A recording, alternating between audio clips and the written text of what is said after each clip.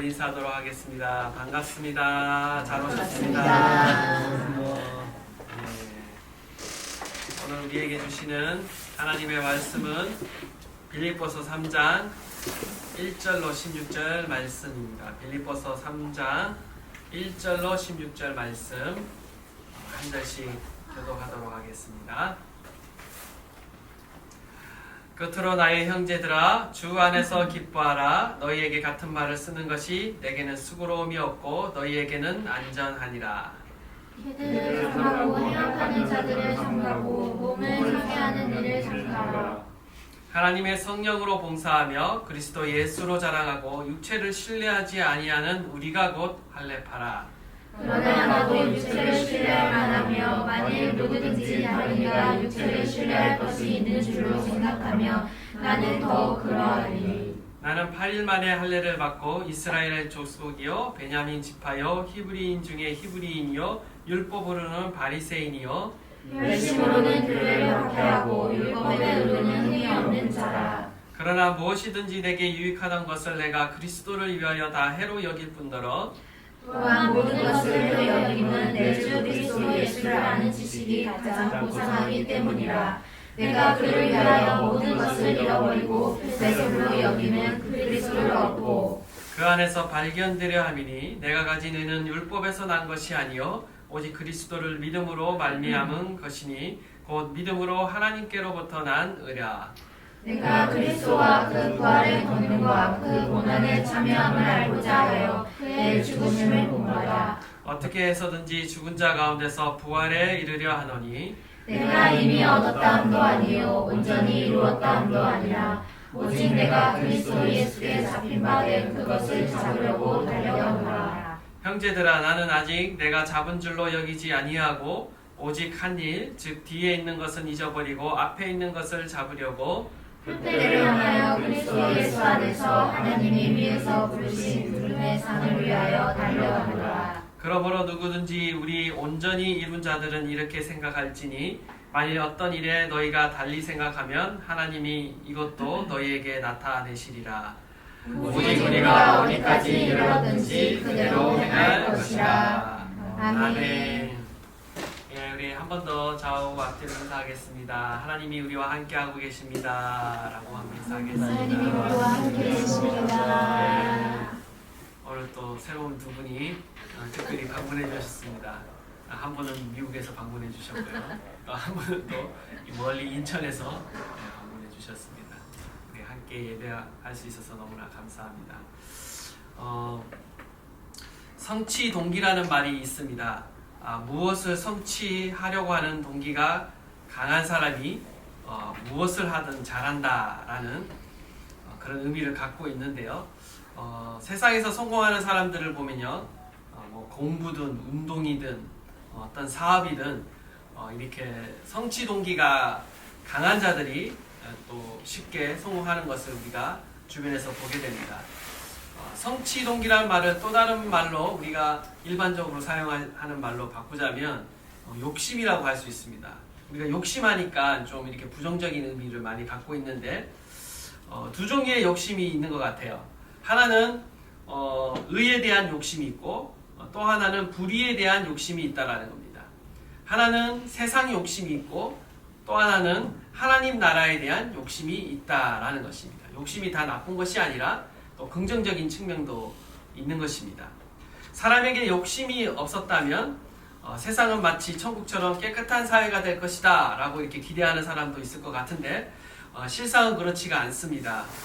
왜냐하면 죄라는 것은요, 하지 말아야 할 것을 하지 않는 것이 하지 말아야 할 것을 하는 것을 우리가 죄라고 한다라면요, 반대로 해야 할 것을 하지 않은 것도 성경은 죄라고 말하고 있습니다.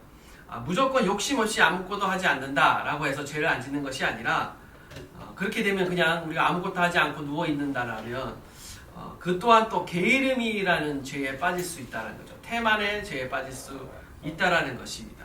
세상 사람들이요, 욕심을 가지고 무언가를 하기 때문에 사실은 세상이 발전하고 있고 사람에게 있어서나 또 어떤 사회에 있어서나 발전을 가져오는 것이 바로 어떤 욕심, 어떤 소망, 어떤 성취 동기를 가지고 열심히 일하는 그것을 통해서 사회가 발전된다는 것이죠. 사람들은 자신의 꿈을 이루기에 엄청난 노력들을 합니다. 수없는 시간과 물질과 많은 노력들을 투자합니다. 세상에서 열심히 노력하고 투자한 사람과 대충대충 인생을 살아간 사람하고 똑같은 대우를 받는다라고 한번 생각을 해보십시오. 그 사회가 과연 공평한 사회일까? 공정한 사회일까? 행복한 사회일까? 전혀 그렇지 않다라는 것이죠. 오히려 자신이 노력한 대가를 노력한 대로 받을 수 있는, 보상받을 수 있는 사회가 오히려 공평하고 정의로운 사회이다라고 우리는 말할 수 있을 것입니다. 그런데 하나님의 나라도 이와 마찬가지다라는 겁니다. 하나님 나라를 위해 더 욕심을 내고 힘을 다하고 뜻을 다하여 살아가는 사람들이 있습니다. 또한 하나님의 나라를 위해서 그냥 대충 적당히 신앙생활하면서 또 인생을 마감하는 사람이 있습니다. 똑같은 대우를 받는다라면 그것이 과연 하나님의 나라일까? 그냥 하나님의 나라만 들어가면 된다라고 생각할 수도 있겠지만 성경이 말하고 있는 하나님의 나라는요, 달란트 비유에서 우리가 알 수 있듯이 주님의 나라를 위해 자신의 달란트를 가지고 열심히 노력해서 남기는 자가 있는가 하면 반대로 자신의 달란트를 그저 땅에 묻어두고 그냥 살아가는 사람도 있습니다. 결과가 어떻게 됩니까? 하나님이 다르게 평가하시고 대우하신다라는 겁니다. 우리가 잘 알고 있는 상급이 있다라고 말씀을 하고 계시는 것이죠. 주님께서는 우리의 인생의 마지막 날에 우리의 삶을 결산하는 날이 올 것이다라고 분명히 말씀하고 있습니다. 원하기는요, 그 마지막 날에 우리가 하나님 앞에 당당하게 설 수 있는가, 웃으며 설 수 있는가라는 것이죠.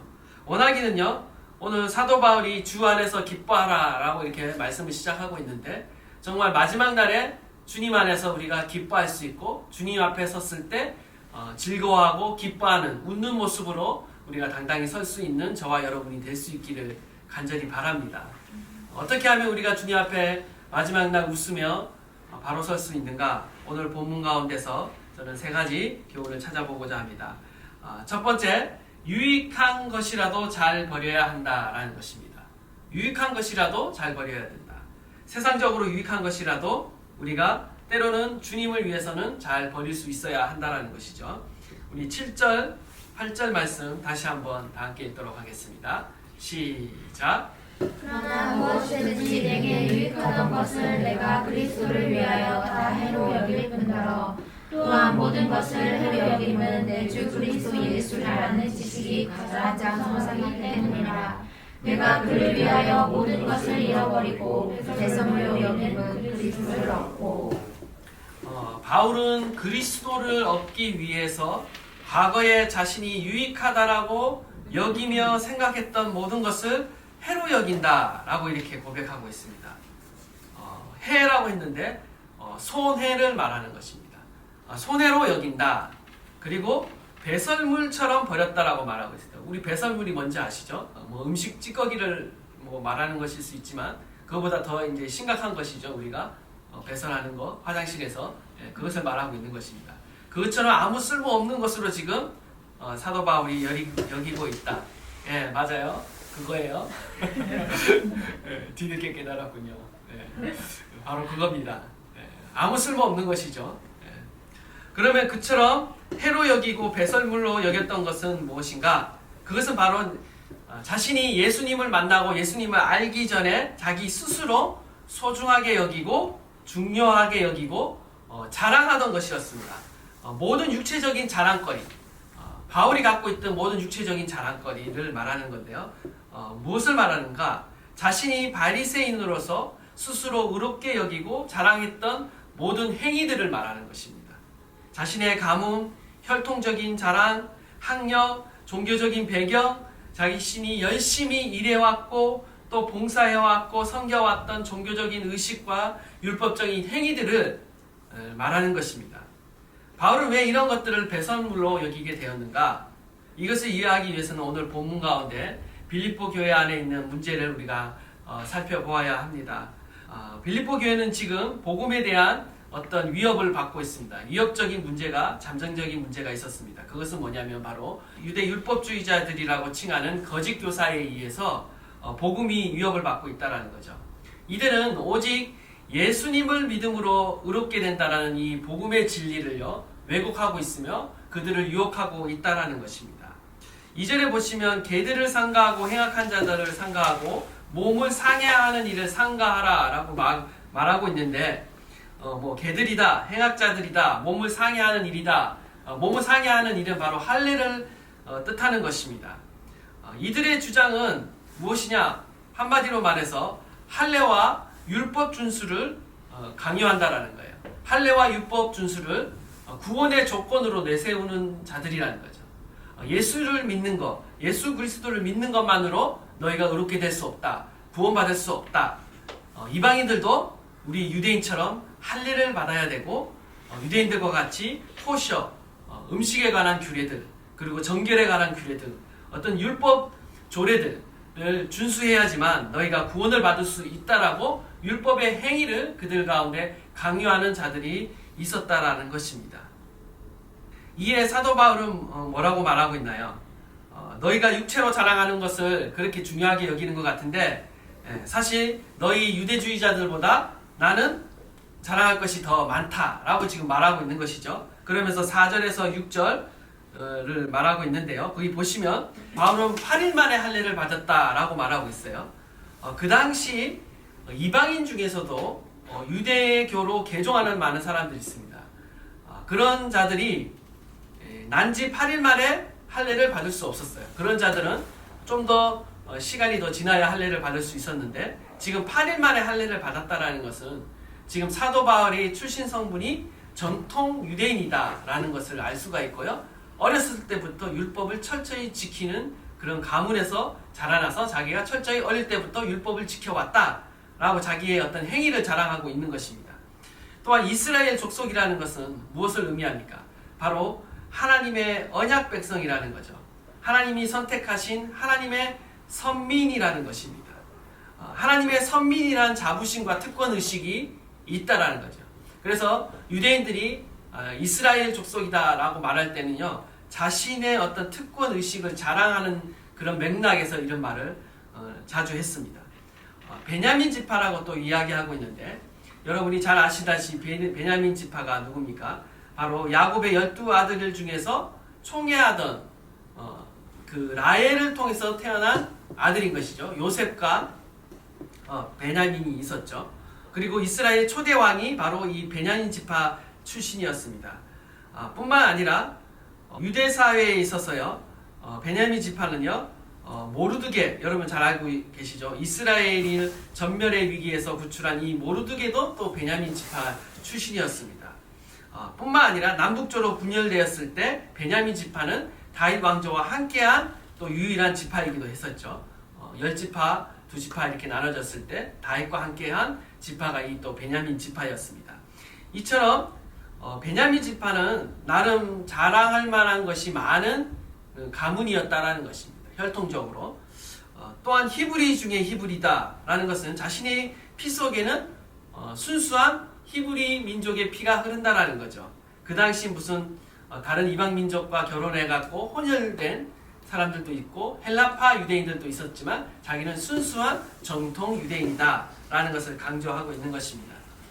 뿐만 아니라 태어난 후에도 출중한 많은 업적들을 세웠습니다. 율법으로 바리새인이다 라고 이야기하고 있습니다. 바울은 유대인 교포로서 해외에서 이렇게 자라났지만 예루살렘으로 유학을 가서 그 당시 최고의 석학인 가말리알 문화에서 교육을 받았습니다. 그리고 누구보다도 열정적으로 유대 율법을 지켰죠. 당시에 바리새인이라는 명칭은 오늘날 우리가 생각하는 어떤 비난의 명칭이 아니라 명예로운 명칭이었습니다. 바울은 도덕적이고 종교적인 어떤 그 발전의 꼭대기에 서 있는 사람이었어요. 그렇기 때문에 율법으로 바리새인이다 라고 이렇게 표현하고 있는 것입니다. 자기는 도덕적으로 율법적으로 지금 최정점에 이른 사람이다 라는 그런 의미를 갖고 있는 것입니다. 율법에 대한 그 열정, 하나님에 대한 그 어떤 열정과 충성심이 대단했습니다. 심지어 교회를 핍박한 것도 사실은 하나님과 율법에 대한 열정을 가지고 한 일이었고요. 또 바울은 구약의 율법의 그런 수많은 조항들, 특별히 유대 종교 지도자들이 해석한 대로 그 모든 율법의 조항들을 다 지켰다는 거예요. 이런 차원에서 흠이 없는 자다라고 이야기하고 있는 거예요. 그러니까 지금 굉장히 자기는 율법과 어떤 율법의 행위 그리고 종교적인 행위를 논하자면 나는 그 누구보다도 자랑할 것이 많은 자다. 세상 말로 하나도 이렇게 부끄럽게 없을 정도로 자랑할 만한 스펙과 어떤 혈통과 종교적인 그 모든 행위를 가지고 있다라고 이렇게 말하고 있는 것입니다. 그럼에도 불구하고 이 모든 것을 나는 다 배설물처럼 여긴다라고 이야기하고 있다라는 것이죠. 그것은 바로 무엇을 얻기 위해서인가? 바로 그리스도를 얻기 위해서 나는 이 모든 것을 배설물처럼 여긴다라고 말하고 있다라는 것입니다. 사도 바울은요, 세상의 그 어떤 것보다 그리스도를 얻기 원하고 있습니다. 그리스도를 아는 지식이 가장 고상하다라는 것을 그가 깨달았기 때문인 거죠. 예수님을 만나고 나서 자기가 자랑하던 그 어떤 종교적인 행위도 율법의 행위도 어떤 내 자랑도 주님 앞에서는 아무 의미가 없다라는 것을 그가 발견한 것입니다. 예수님을 아는 지식이 가장 고상하다. 그리고 예수님을 나는 얻기 위해 지금도 달려간다라고 말하고 있다라는 것입니다. 그의 가치관이 완전히 바뀌었습니다. 예수님을 만나고 나서요, 그의 믿음과 신앙과 모든 인생의 가치관과 목표가 다 바뀌었다라는 것이죠. 그리스도를 아는 지식은 무엇입니까? 그것은 단순히 내가 어떤 구원을 위한 지식을 가지고 있다, 아니면 그리스도에 대한, 예수님에 대한 어떤 지식적인 설명을 내가 잘 알고 있다라는 것을 의미하지 않는다라는 거죠. 그것은 바로 성경에서 말하는 그리스도를 아는 지식이라는 것은요, 항상 관계적인 지식, 경험적인 지식입니다. 헬라어로는 그노시스라는 단어를 쓰지만 히브리어로는 야다라는 단어를 씁니다. 이 야다라는 단어는 알다라는 의미인데요. 이 단어가 처음 등장하는 데가 언제 등장하냐면 창세기에서 아담과 하와가 서로 동침하였을 때 사용한 단어가 이 알다라는 단어예요. 그만큼 친밀하게 관계적으로 안다라는 거죠. 하나님을 안다, 하나님을 아는 지식, 그리스도를 아는 지식이라는 것은요, 내가 그리스도와 친밀하게 교제함으로써 경험적으로 알게 되는 지식을 말하고 있는 것입니다. 그것이 가장 고상하다라고 지금 사도 바울은 고백하고 있다라는 것입니다. 지금 사도 바울은요, 예수 그리스도를 소유하기를 원하고 있습니다. 그리스도를 믿음으로 얻게 되는 그 하나님의 의를 소유할 뿐만 아니라 단순히 내가 의롭게 되었다, 구원받았다, 법적으로 의롭게 되었다라는 것에 만족하는 것이 아니라 우리가 의롭게 되었다라는 것은 어떤 의미가 있나요? 예전에는 죄로 인해 하나님과의 관계가 어떻게 됐습니까? 분리되었습니다. 하나님 앞에 가까이 나갈 수도 없고 심판받아 멸망에 이를 수밖에 없는 그런 운명을 가지고 있던 저와 여러분이 예수님을 믿음으로 의롭게 되었다라는 것은요, 그냥 단순히 죄 용서받고 법적으로 사면되고 의인이 되었다라는 의미가 아니라 하나님의 관계가 회복되었다라는 것입니다. 하나님 앞에 다시 나갈 수 있게 되었고, 다시 하나님과 교제할 수 있게 되었고, 하나님은 우리의 하나님이 되고 우리는 하나님의 백성이 되어서 하나님이 우리 가운데 거하시며 같이 사시며 교제하신다라는 거죠. 우리를 성전 삼고 우리 가운데 오셔서 내주하시는 이유가 뭐겠습니까? 그냥 단순히 내 안에 들어와 계셔서 내가 구원받았다라고 만족하는 인생이 아니라 내 안에서 사신다라는 거예요. 나와 교제하시며 나와 더불어 사신다라는 거죠. 사도 바울은 그 의미를 너무나 잘 알고 있었고요. 정말 주님을, 그리스도를 소유하기 원합니다.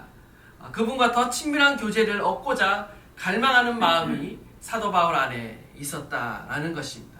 주님을 더 알기 원하고 주님을 더 사랑하기 원하는, 그리고 주님을 더 닮아가기 원하는 마음이 그 안에 있다라는 것입니다. 사도 바울이 원하는 것은요, 바로 예수님 자신을 원하는 겁니다. 바로 관계를 원하는 거고 하나님의 인재와 그 친밀함을 더욱더 그의 삶을 통해 경험하기를 원하고 있다는 거죠. 우리가 빌립보서를 계속 보고 있는데 사도 바울이 얼마나 예수님을 닮기를 원하고 그분과 친밀하기 원하고 연합하기를 원하는지, 심지어 예수님이 가신 그 길, 그 십자가의 길, 고난도 닮기 원하고 죽음도 닮기 원하고 그래서 부활의 권능을 알기 원한다, 이렇게 표현하고 있는 것을 우리가 자주 보게 됩니다. 참 쉽지 않죠. 누가 예수님을 닮기 원한다 그러면서 그 고난의 길을 기꺼이 내가 닮기를 원하고 나도 따라가기를 원한다라고 감히 고백할 수 있겠습니까? 사도 바울이 그만큼 예수 그리스도와 친밀하다라는 것을 우리가 알 수가 있는 대목입니다. 사도 바울은 그리스도 안에 있는 그 놀라운 것들을 얻기 위해 다른 모든 것들을 스스로 버렸다, 잃어버렸다 라고 말하고 있습니다. 권력도, 특권도, 명성도, 지위를 얻는 그것보다도 그리스도를 얻는 것이 더 가치가 있다라는 것을 말하고 있는 것입니다. 세상을 다 잃어버린다 할지라도 그리스도는 포기할 수 없다라고 고백하고 있다라는 것입니다. 저와 여러분은 어떻습니까?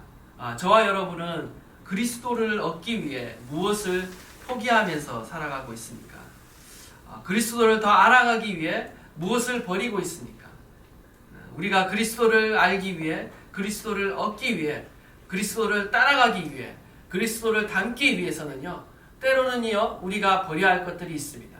근데 그 버려야 할 것들이 어떤 죄만을 말하는 것이 아니라 우리에게 세상적으로 유익하게 여겼던 것들이 때로는 방해가 된다는 거예요. 하나님을 따라가고 하나님을 닮아가고 주님의 뜻을 쫓아 살아가는 데 있어서, 주님을, 그리스도를 얻는 데 있어서 방해가 된다는 것이죠. 무엇이 있을까 우리가 한번 곰곰이 생각해 보시기 바랍니다. 무엇보다도 우리에게 중요한 것은요, 내가 주님을 얻기 원하는 그 열망과 마음이 더 있어야 한다는 것이죠. 누가복음 14장 25절 27절 그리고 33절 말씀인데요. 한번 띄워주시기 바랍니다. 한번 다 함께 읽도록 하겠습니다. 시작. 수많은 무리가 함께 갈 때 예수께서 돌이키사 이르시되 그는 내게 오는 자가 자기 부모와 처자와 형제와 자매와 더욱이 자기 목숨까지 미워하지 아니하면 능히 내 제자가 되지 못하고, 누구든지 자기 십자가를 지고 나를 따르지 않는 자도 능히 내 제자가 되지 못하리라. 이와 너희 중에 누구든지 자기의 모든 죄를 버리지 아니하면 능히 내 제자가 되지 못하리라. 우리가 예수님을 따라가기 위해서는요, 우리의 삶의 많은 영역에 있어서 자기 부인의 과정을 지나갈 수밖에 없습니다. 삶에 있어서 오늘 예수님께서 제시하고 있는 그런 내용들을 보시면 자기 부모, 처자, 형제와 자매, 즉 자기 가족을 또 때로는 부인해야 될 때가 있다라는 것이죠. 많은 믿는 분들 중에 고백하는 것이 뭐냐면 믿지 않는 가정으로 인해 여러 가지 어려움과 시련과 핍박을 겪는 많은 분들이 있습니다. 그 과정을 통해서 자기 부인을 통해서 예수님을 그 믿는 믿음을 지키며 또 이 자리까지 오는 분들이 있습니다. 그리고 또 자기의 목숨을 미워하지 않으면 내 제자가 되지 못한다 라는 말은 무엇인가요? 바로 자기 자신, 예수님을 따라가는데 가장 방해거리가 되는 최대의 적은 바로 우리의 자아인 것이죠. 나의 주장, 나의 뜻과 나의 목표 등이 때로는 주님을 따라가는 데 있어서 방해거리가 될 수가 있습니다. 결국 이러한 것들이 포기의 대상이 되어져야 된다는 것이죠. 마지막으로 또 자기 소유를 버리지 않으면 능히 내 제자가 되지 못한다. 우리가 어떻게 재물이 없이 이 땅을 살아갈 수 있습니까? 그것을 다 버리라는 의미가 아니라 물질에 대한 소유에 대한 욕심이 때로는 하나님을 따라가고 믿고 섬기는 데 있어서 방해가 된다는 것이죠. 물질에 대한 과대한 욕심을 포기하지 못하면요, 우리가 주님을 따라갈 수 없습니다. 물질이라는 것은 항상 부족하기 마련이고요, 아무리 있어도 족할 줄 모르는 게 바로 물질이에요. 성경 가운데 하나님과 대적해서 가장 큰 우상이 뭐냐면 재물이, 만몬이 하나님과 가장 대적하는 우상이라는 것이죠. 제가 예전에 부산에서 1:1 제자 양육을 하면서 성도들과 함께 마지막 과에 순종이라는 그런 과를 나누게 되어 있는데, 그 순종이라는 과를 나눌 때 바로 이 말씀 본문이 나옵니다. 그러면서 서로가 이제 어떤 것이 자기가 있어서 부인하기 어렵고 포기하기 어렵고 주님을 따라가는데 늘 방해가 되느냐, 이렇게 나누는 시간들이 있었는데요. 그때 가장 성도들이 많은 것을 고백하는 것 중에 하나가 재물, 물질에 대한 그런 고백들을 했습니다. 그러면서 하는 말이 뭐냐면, 개중에는 진짜 일주일에 하루도 쉬지 않고 일하시는 분들이 계셨고, 개중에 또 이제 주일 예배도 드리지 못하고 이렇게 일하러 다니는, 더 벌기 위해서 일하는 그런 장사하시는 분들도 계셨는데, 어떻게 이제 그 1:1에 들어오게 되셨어요. 자기가 시간을 헌신하고 예배를 드리고 이제 1:1까지 하게 되셨는데, 그분과 함께 여러분들이 고백하는 것 중에 하나는 뭐였냐면, 자신이 더 많은 물질을 얻고 그것을 노력해서 또 하루도 쉬지 않고 일했는데 오히려 삶이 풍요로워지고 여유로워지는 것이 아니라 삶이 영적으로 더 공고해지는 것을 경험했다는 거예요. 삶이 더 쪼들리고 돈에 쫓겨가서 생활한다는 것이죠. 돈은 좀 더 많이 버는 것 같은데 왜 삶이 풍요로워지지 못하고 내가 더 이렇게 영적으로 쪼달리면서 살아가게 되는가라는 것을 생각해 볼 때, 자신은 주님을 위해서 오히려 이제 돈을 더 적게 벌더라도 예배를 드리고 또 하나님 앞에 나와서 이렇게 말씀을 배우고 헌신하는 이 시간들을 통해서 오히려 자신이 더 영적으로 부유해지는 것을 경험했다라고 그렇게 고백하는 것을 보았습니다. 사실 쉽지 않은 영역이죠. 우리의 삶과 직결되어 있는 영역이기 때문에 하나님을 위해서 무언가를 포기한다, 하나님을 위해서 하나님께 더 가까이 나가기 위해서 무언가를 내려놓는다 라는 것은요 결코 쉽지 않은 과정입니다. 그럼에도 불구하고 이것을 잘 버릴 수 있는 사람이 그리스도를 얻을 수 있다라는 것입니다. 예수님과의 그 친밀함을 얻을 수 있다라는 것이죠. 더 영원한 생명을 얻을 수 있다라는 것입니다. 원하기는 저와 여러분들이요 정말 잘 버릴 수 있는 자들이 되기를 원합니다. 하나님을 믿는데 하나님과의 그 친밀함에 방해되는 것이 무엇이든 간에요 유익하다라 할지라도 잘 포기할 수 있고 내려놓을 수 있는 저와 여러분 되시기를 간절히 축원합니다. 두 번째는요, 뒤에 있는 것을 잘 잊어야 한다라는 거예요. 우리 13절, 14절 다 함께 한번 읽도록 하겠습니다. 시작. 나는 언제나 작은 줄을 여기지 아니하고 오직 하나님의 즉 위에 있는 것을 잊어버리고 앞에 있는 것을 잡으려고 뜻들을 향하여 그리스도 예수 안에서 하나님 위에서 부르신 부름의 상을 위하여 달려가노라. 사도 바울이 뒤에 있는 것을 잊어버리고 앞에 있는 것을 잡으려고 달려간다 하면서 뒤에 있는 것을 잘 잊어버려야 된다고 말하고 있는데, 그럼 여기서 뒤에 있는 것은 무엇이냐? 바울이 과거에 잘했던 것도 있고 잘못했던 것도 있습니다. 그 두 가지를 다 말하는 것입니다. 먼저는 과거에 율법의 행위로 의롭게 되려고 했던 그런 노력들, 종교적인 열심들, 그리고 그것으로 인해 자기가 교만해지고 자랑했던 것들, 이런 것들은 잘못했던 것이죠. 그리고 교회를 핍박했던 것들 다 바울의 과거의 잘못이었습니다. 그러나 예수 그리스도를 믿고 나서 이방인들에게 선교하고 복음을 전파하고 그리스도를 위해 지금까지 고난을 받고 감옥에 갇혀 있죠. 이렇게 고난을 받는 과정들, 그리고 수많은 교회를 개척했던 것들, 이런 것은 다 바울의 영광이라고 할 수 있습니다. 바울이 잘했던 것이라는 거죠. 근데 바울은 이 두 가지 모두를 뒤에 있는 것이라고 말하고 있습니다. 이것을 버려야 한다라고 말하고 있습니다. 잊어버려야 한다라고 말하고 있습니다. 마치 경주자가 달리고 있는데 자꾸 뒤를 돌아보면 어떻게 됩니까? 속도가 늦어지게 되죠. 방향 감각을 상실하게 됩니다. 따라서 운동장에서 경주하는 그 경주자는요, 뒤에 있는 것을 아예 잊어버리고 앞에 있는 목표만을 바라보면서 달려가야 되는 것입니다. 우리의 신앙도 마찬가지이죠. 우리도 과거의 영광을 잊어야 됩니다. 우리의 신앙도 돌아보면요, 과거 한때 열심히 잘했던 거, 성공했던 그런 시절들이 있습니다. 근데 그것을 자꾸 생각하면서 추억하면서 그냥 우리는 어떻습니까? 안주하려는 성향이 있다라는 거예요. 안주하게 되면 어떻게 되죠? 더 이상 발전은 없습니다. 성장은 없다라는 거죠. 과거의 공적만을, 어떤 내가 했던 그런 자랑만을 사람들에게 이야기하게 되고 결국은 교만해지고 더 이상 발전이 없는 그런 모습을 보여준다라는 거죠. 고린도전서 10장 12절에 보면요, 그런즉 선줄로 생각하는 자는 넘어질까 조심하라, 이렇게 말하고 있는 것입니다. 우리는 한때 잘한 것으로 인해서 우리는 지금 내가 괜찮은 양 살아갈 수 있지만요, 그것만치 위험한 것이 없습니다. 지난주에 말씀드렸듯이 우리가 교만하면요, 곧 넘어지는 것입니다. 하나님 앞에서는 늘 겸손해야 되고요, 과거의 영광은 빨리 잊어야 됩니다.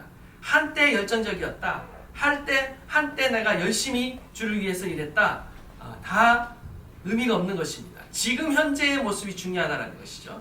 믿음이라는 단어 아시죠? 영어로 believe, 믿다라는 이 단어는요, 동사입니다. 그리고 be와 live라는 동사의 합성어예요. be는 현재고요, live는 살다입니다. 그렇게 현재 내가 가지고 살아가고 있는 그 믿음만이 진짜 믿음이라는 거예요. 과거의 믿음은 이미 과거고요, 그걸 믿음이라고 말할 수 없습니다. 지금 현재 내가 어떤 믿음을 가지고 있느냐가 진정한 나의 믿음이라는 것이죠. 사도 바울이 얼마나 많은 수고와 땀을 흘렸습니까? 고난을 겪었습니까? 얼마나 많은 영혼을 구원하고 많은 교회를 개척했습니까? 지금 사도 바울은요, 지금 인생의 막바지에 와 있습니다. 옛 일을 추억하면서 자랑하면서 살아도 충분한 나이라는 겁니다. 모든 것을 잊어버리고, 근데 지금 사도 바울은 어떻게 한다는 거예요? 새롭게 출발하고 있다는 거예요. 마치 새롭게 시작하는 그 신앙처럼 다시 그 목표를 향해 나는 계속 달려가겠다라고 이야기하고 있다는 거죠. 뿐만 아니라 과거의 잘못도 잊어버려야 됩니다. 많은 사람들이요, 신앙이 전진하지 못하는 이유 중에 하나가 과거의 나의 잘못, 실수, 후회, 이거에 사로잡혀서요, 앞으로 나가지 못하는 사람이 너무나 많이 있습니다.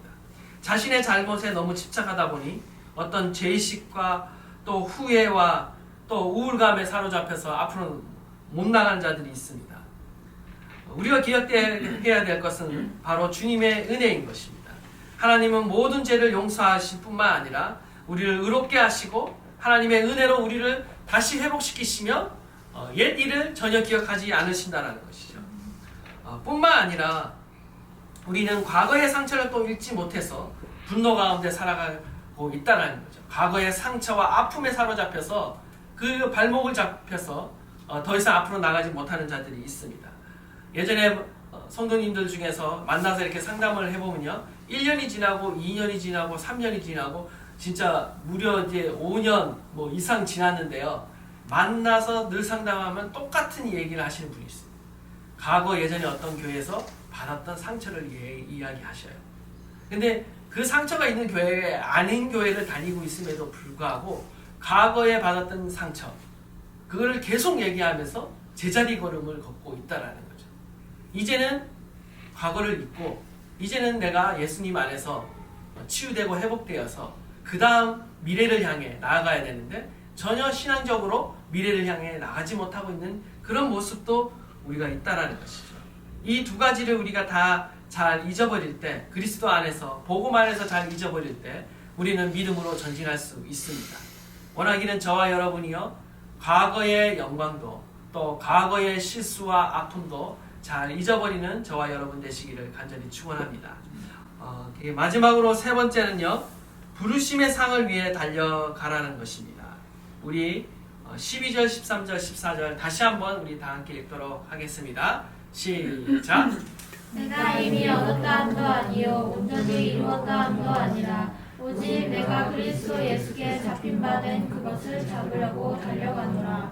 형제들아, 나는 아직 내가 잡은 줄로 여기지 아니하고 오직 한 일 즉 뒤에 있는 것은 잊어버리고 앞에 있는 것을 잡으려고 그때를 향하여 그리스도 예수 안에서 하나님이 위에서 부르신 부름의 상을 위하여 달려가노라.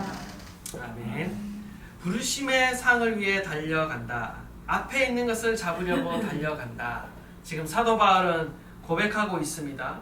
예수 그리스도께 잡힌 바 된 그것을 붙잡으려고 달려간다. 이렇게 표현을 했는데 먼저 예수님께서는요, 사도 바울을 붙잡으셨습니다. 어디서 붙잡았냐? 바로 다메섹 도상에서 그를 멈춰서게 하시고 그를 붙잡으셨습니다. 그리고 바로 사도 바울을 향한 하나님의 계획과 어떤 뜻과 소명을 계시해 주셨죠. 그래서 사도 바울은 그리스도가 자신을 붙잡으신 그 목적과 계획을 성취하기 위해 자신의 모든 인생을 걸고 최선을 다해 달려가는 인생을 살아가고 있다라고 고백하고 있는 것입니다. 예수 그리스도께 붙잡힌 바 된 그것을 잡으려고 나는 계속 달려간다.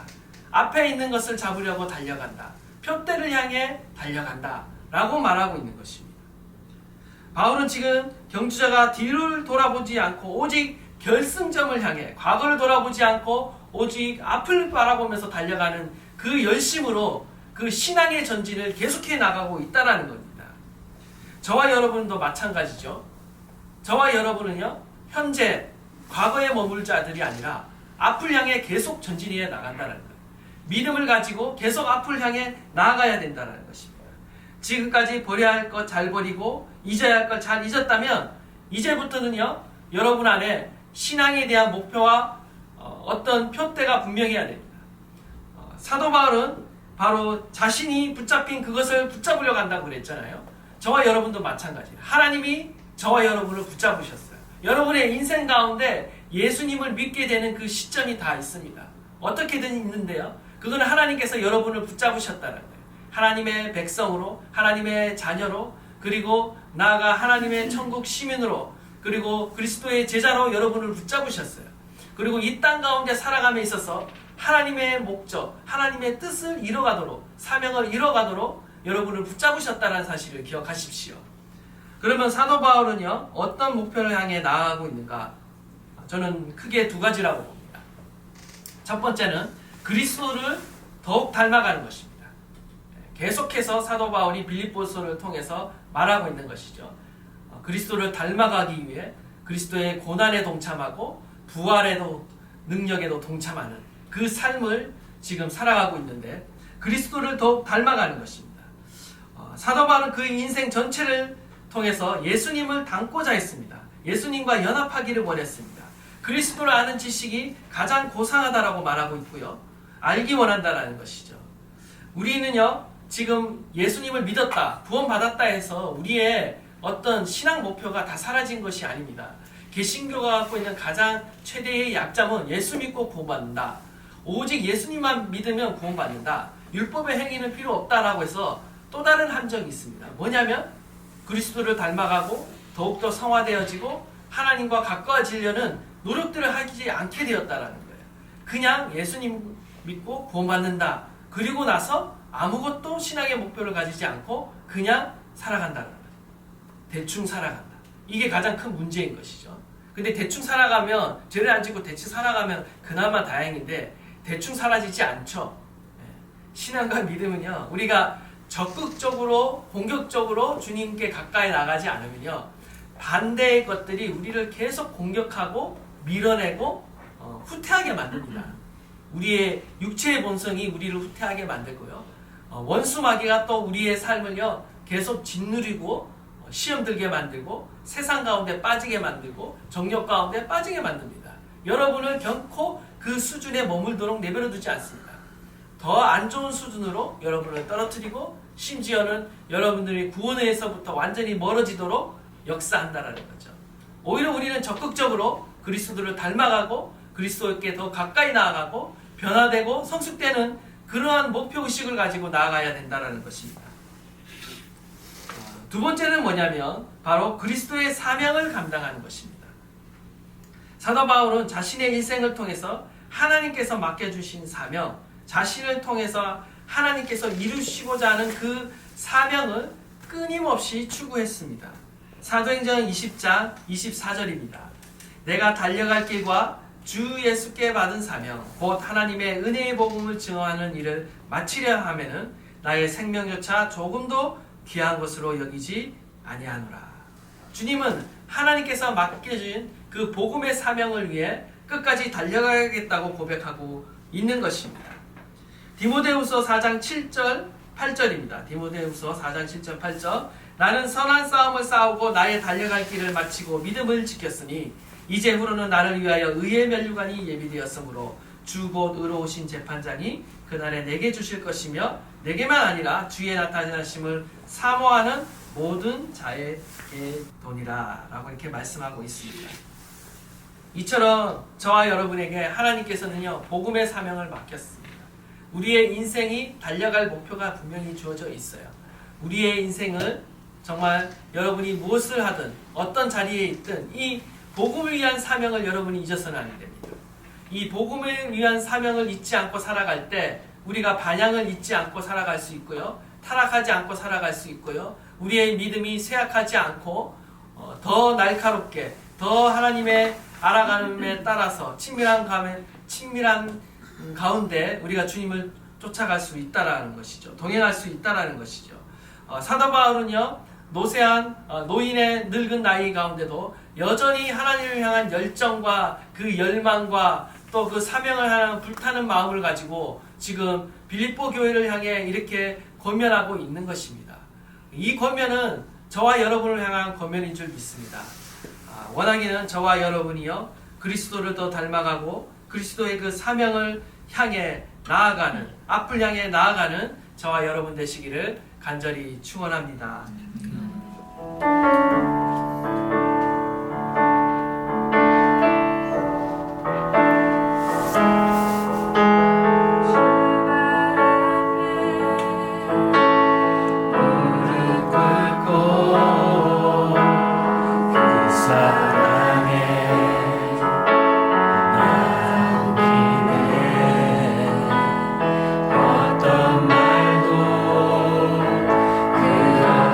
소리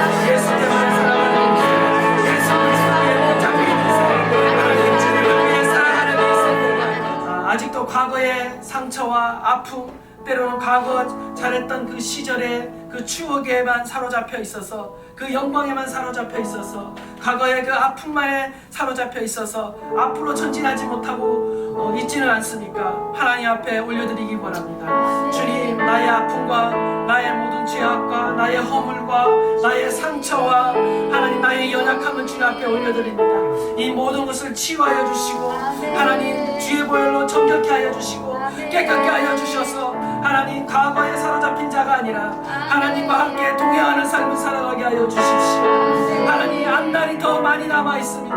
하나님 우리의 세월을 하나님 허비하지 아니하고 하나님 예수 그리스도를 바라보며 그 주님과 함께 하나님 우리를 향해 손 내미시는 그 하나님의 손을 붙잡게 하여 주시고 하나님 아직도 우리가 주저앉아 있습니까? 아직도 우리의 걸음이 멈춰 있으니까 이제는 일어서게 하여 주십시오. 하나님과 함께 믿음으로 동행하는 삶을 살아가도록